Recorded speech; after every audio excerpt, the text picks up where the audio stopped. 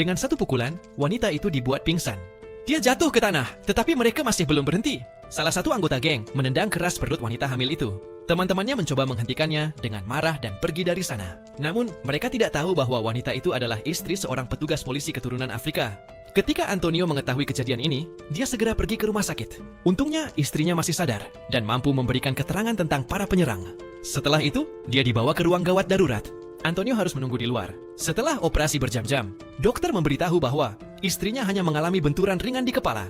Tetapi kerusakan pada janin tidak bisa diperbaiki. Sudah jelas bahwa mereka telah kehilangan anak mereka.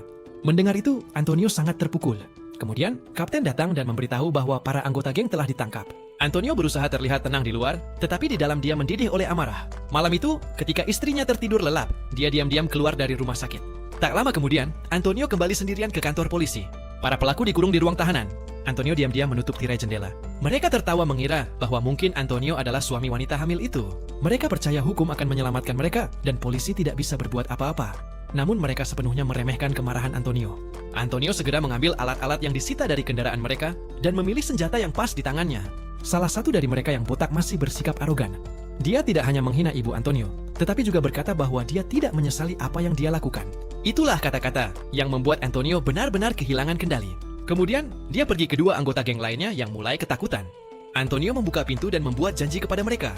Jika mereka bisa menghadapinya, dia akan membebaskan mereka bertiga.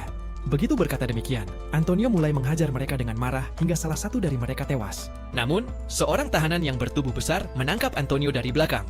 Antonio mendorongnya ke belakang, melepaskan diri, dan menendangnya hingga tersungkur. Melihat itu, tahanan botak menjadi sangat marah. Dia bahkan menolak untuk meminta maaf. Antonio mengeluarkan tinju besi dan membuka penutupnya. Si botak menyerangnya, tapi Antonio jauh lebih unggul.